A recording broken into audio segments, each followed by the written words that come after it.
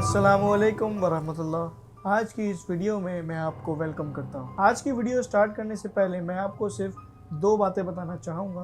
अगर आपके पास भी कोई ऐसा सच्चा वाक़या या कोई ऐसी डरावनी कहानी मौजूद है जो कि आप पूरी दुनिया को सुनाना चाहते हैं मेरे ज़रिए, तो मेरे नीचे दिए गए फ़ोन नंबर और ईमेल एड्रेस पर अपनी एक पिक्चर के साथ ज़रूर सेंड कीजिएगा। और दूसरी बात ये कि अगर आप मेरी वीडियोस पाबंदी के साथ देख रहे हैं तो इस चैनल को सब्सक्राइब भी कर दीजिए। इससे आपके पैसे खर्च नहीं होंगे, लेकिन मैं जो इतनी मेहनत करता हूँ, ज़ाहिर सी बात है कि रात के इस पहर इस तरह की वीडियोस बनाने में काफ़ी सारी मुश्किलात पेश आती हैं। तो अगर मेरी ये मेहनत अगर आपको पसंद आती है, अगर आप देखते हैं, तो इस चैनल को सब्सक्राइब भी कर दीजिए ताकि मुझे इसका रिवॉर्ड मिल सके।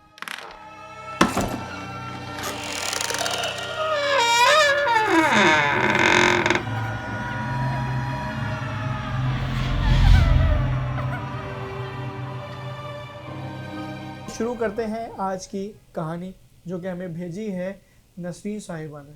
ये कहानी 1984 या 1983 की है।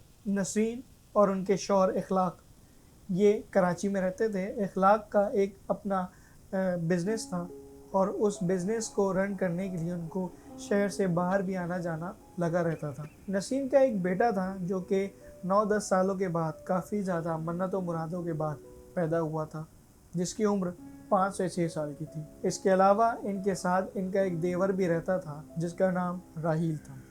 यानी कि ये 4 फैमिली मेम्बर्स की एक फैमिली थी। नसरीन, इखलाक, शर्जील इनका बेटा और राहील इनका देवर। अमूमन इनके हस्बैंड इखलाक रात को अपना दफ्तर से आते थे 9-10 बजे तक, लेकिन सैटरडे की रात थी। इखलाक साहब 7 बजे ही अपने घर पे आ गए। तो फैमिली मेम्बर्स काफ़ी खुश हुए। उन्होंने कहा कि मुझे आज ही काम के सिलसिले में सक्खर रवाना होना है, तो मेरी जो भी पैकिंग्स हैं वो कर दें। तो नसीर ने कहा कि कल तो संडे है, कल तो आपकी छुट्टी होती है, तो आज ही निकलना ज़रूरी नहीं है, तो आप कल आराम से निकल जाइएगा, मंडे को मीटिंग अटेंड करके आप वापस आ जाइएगा। तो उन्होंने कहा ये मीटिंग मेरे लिए बहुत ज़रूरी है, तो मैं ये चाहता हूँ कि मैं आज रात ही निकल जाऊँ ताकि कल को आराम कर और मंडे के दिन फ्रेश होकर मैं वो मीटिंग अटेंड कर सकूं। तो नसीर ने कहा कि एक काम करते हैं कि हम भी आपके साथ चलते हैं, कल हम थोड़ा सा घूम फिर लेंगे, सबका शहर भी घूम लेंगे और आपका काम भी हो जाएगा। तो उन्होंने बोला ये बेहतर रहेगा। इन्होंने सबकी पैकिंग स्टार्ट की है और तकरीबन 11:30 बजे ये लोग सक्खर के लिए रवाना हो गए। इन्होंने नॉर्दर्न बाईपास का जो रास्ता है वो चूज़ किया और अमूमन उस दौर में ज़्यादा ट्रैफिक लाइट्स वगैरह का कोई कॉन्सेप्ट था नहीं। इक्का दुक्का कोई गाड़ियाँ उस रोड से गुजरती थी और ज़्यादातर उस रास्ते में जंगल ही जंगल था। इखलाक जो कि दफ्तर से वापसी आए थे तो काफ़ी थके हुए लग रहे थे और उसी दौरान वो गाड़ी भी ड्राइव कर रहे थे। पीछे इनका भाई राहील और शर्जील बैठे खेल रहे थे। राहील भी शर्जील की उम्र का ही था, तकरीबन जैसे शर्जील की उम्र 5-6 साल की थी तो राहील जो है वो 10-11 साल का था। इखलाक काफ़ी थके हुए थे तो नसीर ने कहा, उनको मशवरा दिया कि एक काम करते हैं कि हम किसी पास में होटल में रुक जाते हैं और उसके बाद वहाँ पे रेस्ट करने के बाद हम फिर आगे की तरफ निकलेंगे। तो ये इन्होंने कहा कि ठट्टा आने में अभी 1-2 घंटे का रास्ता रह गया है, एक काम करते हैं कि हम ठट्टा ही जाकर वहाँ पे स्टे करेंगे। ये लोग रास्ते में जा रहे थे कि इत्तफाक से वहाँ पर इनको एक बड़ा सा होटल नज़र आया। तो उन्होंने सोचा कि यहीं पर उसी होटल में रुक जाते हैं और फिर यहीं से सफ़र का आगे आगाज़ करेंगे। उन्होंने गाड़ी पार्क की, अंदर गए तो काउंटर पर कोई भी शख्स मौजूद नहीं था। एक आदमी शॉल लपेटे हुए नमूदार हुआ क्योंकि सर्दियों की रातें थीं। तो उन्होंने कहा कि हमें 2 कमरे आज की रात के लिए चाहिए। तो उसने एक कमरा ऊपर वाला इनको दिया और एक कमरा काउंटर के सामने वाला इनको दिया। काउंटर के सामने वाला जो कमरा था उसमें शर्जील और राहील को रुक गए और जो ऊपर वाला कमरा था उसमें नसीन और इखलाक चले गए। क्योंकि इखलाक काफ़ी थके हुए थे तो उन्होंने मुंह हाथ धोया और फ़ौरन से फ्रेश होकर सोने के लिए लेट गए। नसीन ने सामान वगैरह सारा चीज़ें अपनी जगह पे लगाईं। उन्होंने देखा कि वॉशरूम के साथ जो खिड़की थी वहाँ से बाहर झांका तो वहाँ पे एक घना सा दरख्त था और दरख्त के पीछे एक कब्रिस्तान आबाद था। उनको काफ़ी हैरत हुई, कब्रिस्तान के साथ ही इन्होंने होटल बनाया हुआ है। बहरहाल उन्होंने भी फ्रेश हुई اور وہ بھی سونے کے لیے لیٹ گئی۔ کچھ دیر بعد ان کو بھی نیند آ گئی۔ ابھی ان کو آنکھ لگے ہوئے کچھ ہی دیر ہوئی تھی کہ ان کو اپنے بیٹے شرجیل کے کراہنے کی آواز آئی۔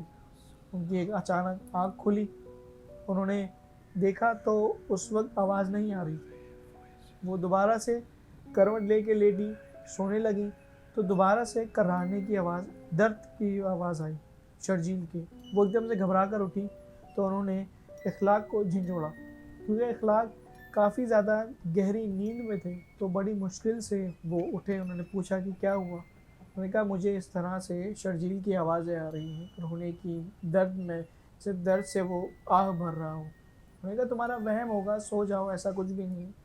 یہ بھی بات ہو ہی رہی تھی کہ اچانک سے ان دونوں کو ایک ساتھ شرجیل کی آواز آئی، چیخ کی آواز آئی۔ وہ دونوں ہڑبڑا کر اٹھے، گھبرا کر، اور نیچے کی طرف بھاگے۔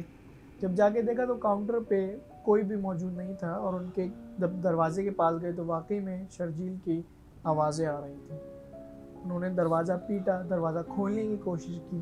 جب دروازہ توڑ کر وہ اندر داخل ہوئے تو انہیں دیکھا کہ راحیل بیڈ پر اوندھے منہ پڑا ہوا تھا اور شرجیل نیچے زمین پر پڑا ہوا تھا، جس کے ارد گرد 5 لوگ کالے لباس میں ملبوس کھڑے تھے۔ وہ لوگ نہ جانے کچھ پڑھ رہے تھے اور شرجیل کے ارد گرد ایک زائچہ سا بنایا ہوا تھا۔ یہ دیکھ کر یہ لوگ کافی خوفزدہ ہو گئے۔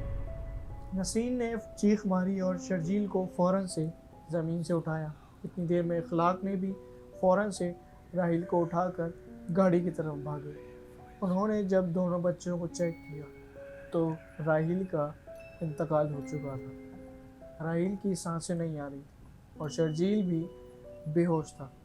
اخلاق فوراً سے واپس ہوٹل میں بھاگے اور جلدی سے اپنی گاڑی کی چابی لے کر آئے، گاڑی سٹارٹ کی۔ انہوں نے سوچا کہ ہم جلدی سے کسی دور جا کر کسی قریبی ہوٹل میں ان لوگوں کو شفٹ کرتے ہیں، بعد میں اس ہوٹل میں آ کر اپنا سامان وغیرہ کلیکٹ کر لوں۔ آگے جا کر ایک چھوٹا سا ہوٹل تھا، تھوڑی سی آبادی تھی، وہ جا کر وہاں پر رکے۔ انہوں نے وہاں پر اس ہوٹل مالک کو سارا ماجرا بتایا۔ وہ ہوٹل مالک کافی زیادہ اچھا آدمی تھا۔ اس نے ان سے پوچھا کہ آپ جس راستے سے آ رہے ہیں وہاں پر تو کوئی ہوٹل نام کی چیز ہی نہیں۔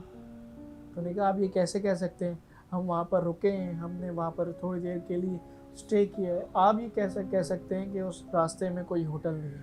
خیر، اخلاق کے اصرار کرنے پر ہوٹل مالک ان کے ساتھ روانہ ہوا اور انہوں نے اس روڈ کے اس جگہ کے 3 سے 4 دفعہ چکر لگائے۔ ان کو وہاں پر کوئی ہوٹل نظر نہیں آیا۔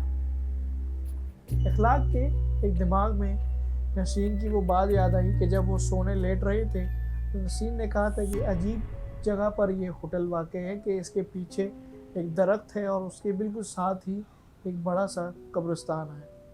تو ان کو یاد آیا کہ میں وہ درخت اور وہ قبرستان ڈھونڈنے کی کوشش کرتا ہوں۔ جب وہ واپس آ رہے تھے تو ان کی نظر ایک درخت پر پڑی۔ گاڑی روک کر جب اس جگہ پر گئے تو واقعی میں وہ درخت اور قبرستان وہاں پر موجود تھے، جبکہ اس زمین پر ہوٹل کا نام و نشان نہیں تھا۔ دیکھ کر وہ کافی حیرت زدہ بھی ہوئے اور کافی خوف زدہ بھی ہوئے، کافی ان کو ڈر لگا۔ لیکن میرا مقصد آپ کو ڈرانا نہیں ہے، میرا مقصد آپ لوگوں میں آگاہی فراہم کرنا ہے۔ وہ لوگ واپس آئے، اپنے بچوں کو لیا۔ اخلاق کافی زیادہ رو رہے تھے، کافی زیادہ غم زدہ تھے، کیونکہ راحیل اب اس دنیا میں نہیں رہا تھا۔ واپس کراچی کی طرف لوٹے، راحیل کی تدفین وغیرہ کی، لیکن شرجیل کی حالت دن بدن بگڑ رہی تھی۔ اس کا بخار اترنے کا نام نہیں لے رہا تھا اور وہ تھوڑی دیر کے لیے ہوش میں آتا تھا اور پھر بے ہوش ہو جاتا تھا۔ ڈاکٹر نے کہا کہ راحیل کو آپ ایک کام کیجیے کہ ٹھنڈے پانی سے اس کو نہلا دیں۔ جب نسرین نے اس کی شرٹ کے بٹن کھولے تو اس کی شرٹ، اس کے سینے پر ایک سرکل بنا ہوا تھا جس میں ایک عجیب و غریب قسم کے کچھ نشانات تھے۔ یہ دیکھ کر وہ کافی خوف زدہ ہو گئی۔ جب اس کو ٹھنڈے پانی سے نہلایا تو وہ نشان غائب ہو گیا۔ ایسے ہی کچھ دن گزرتے گئے، وہ نشان کچھ دیر کے لیے نمودار ہوتا تھا اور وہ پھر غائب ہو جاتا تھا۔ اخلاق جو کہ اس حادثے میں اپنا بھائی بھی کھو چکے تھے، وہ مزید اب اپنے بیٹے کو کھونا نہیں چاہتے تھے، اس لیے انہوں نے ایک پیر صاحب سے ملاقات کی، ان کو سارا واقعہ بتایا تو انہوں نے پھر اس بچے کا علاج شروع کیا اور کچھ عرصے کے بعد شرجیل مکمل طور پر صحت مند ہو گیا۔ انہوں نے بتایا کہ آپ نے بہت اچھا کیا، یا اللہ تعالیٰ کی طرف سے آپ کو یہ انڈیکیشن ملی کہ آپ فوراً سے اس کمرے کی طرف بھاگے اور اپنے بچے کو ریسکیو کیا۔ اگر آپ تھوڑی دیر کرتے تو وہ مخلوق آپ کے بچے کی بلی چڑھا دیتی۔ مخلوق کیا تھی، وہ کون لوگ تھے، یہ انہوں نے نہیں بتایا، لیکن ان کا یہ کہنا تھا کہ راحیل کی موت کا سبب بھی وہی لوگ تھے، کیونکہ جب وہ مخلوق اس کمرے میں انٹر ہوئی تو راحیل نے شرجیل کو بچانے کی کوشش کی۔ اس کی وجہ سے راحیل اپنی جان سے ہاتھ دھو بیٹھا۔ دراصل وہ اس بچے کی بلی چڑھانے آئے تھے۔ امید کرتا ہوں کہ آپ لوگوں کو یہ ویڈیو پسند آئی ہو۔ میری اگلی ویڈیو کا انتظار کیجیے گا۔ فی امان اللہ۔